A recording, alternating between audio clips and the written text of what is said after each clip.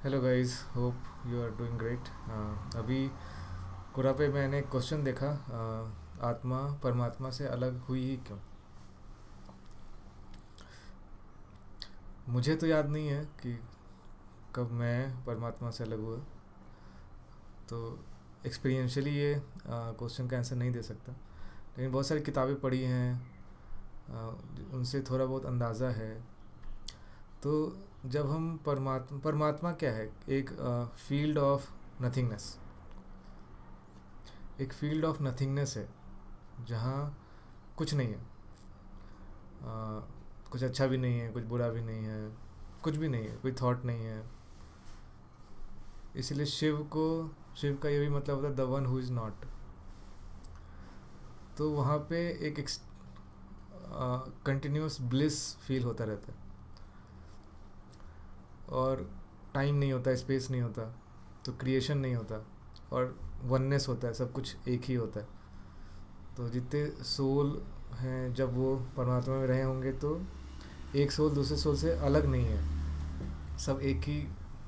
आ, जैसे बूंद बूंद है, जैसे वेव्स हैं, तो वेव्स के लेवल पे, ऊपर वाले लेवल पे वेव्स अलग अलग हैं, लहरें अलग अलग हैं, लेकिन नीचे आए तो सब सारा पानी सब एक ही है। तो एक तरीके का वननेस है। तो वननेस में क्रिएशन पॉसिबल नहीं है, क्योंकि जब तक क्रिएशन के लिए दो चाहिए जो एक दूसरे से इंटरेक्ट कर सकें, वहाँ पे सब एक है, तो क्रिएशन पॉसिबल नहीं है। तो इसीलिए क्रिएशन के लालच में या इच्छा से आत्मा परमात्मा से अलग होती है, तो वो परमात्मा से बाहर निकलती है, वननेस से बाहर निकलती है, ताकि अलग अलग एंटिटीज़ बने। जैसे समुद्र का पानी जो नीचे रहता है, तो वो उसका अपना कोई इंडिविजुअल एग्जिस्टेंस नहीं है, लेकिन जब वो ऊपर आके समुद्र से अलग होता है, तो एक वेव कह सकते हैं या एक लहर कह सकते हैं, एक अलग एंटिटी है। तो अलग एंटिटी बनने के लिए परमात्मा से अलग होना पड़ता है, ताकि अनुभव हो। परमात्मा में अनुभव मिसिंग है, क्योंकि सब एक ही है। अनुभव के लिए दो चाहिए, एक सब्जेक्ट एक ऑब्जेक्ट। तो बाहर आए, तो बाहर आने पे अनुभव होना शुरू हुआ। अब अनुभव कैसा भी हो सकता है, सुख का भी हो सकता है, दुख का भी हो सकता है।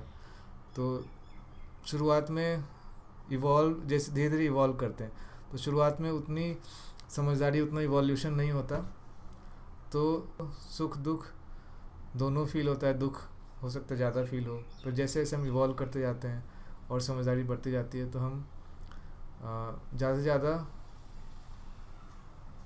दुख से बचने लगते हैं। बेसिकली आत्मा परमात्मा से अनुभव कर की वजह से बाहर आई, ताकि अनुभव हो सके, और अनुभव हो सके तो इवोल्यूशन हो सके, अनुभव हो सके, इस वजह से बाहर आई। अब बाहर आने पे सुख दुख होना शुरू होता है, पर जब बहुत टाइम हो जाता है बाहर आए हुए, तो आत्मा को अपने सबकॉन्शियसली अपने उस घर की याद सताना शुरू करती है, जहाँ दुख नहीं था, जहाँ अनुभव नहीं था। तो एक बहुत ही शांति सी थी।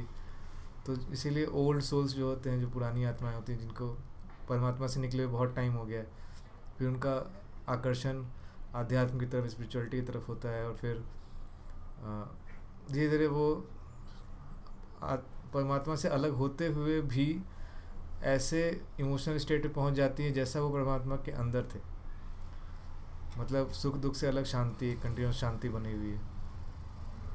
तो आत्मा, मतलब ज़रूरी नहीं है कि अब सुख दुख या अनुभव वाले दुनिया में आए तो सब कुछ ठीक करने के लिए या दुख से बचने के लिए हमें परमात्मा में वापस डिज़ोल्व होना पड़ेगा।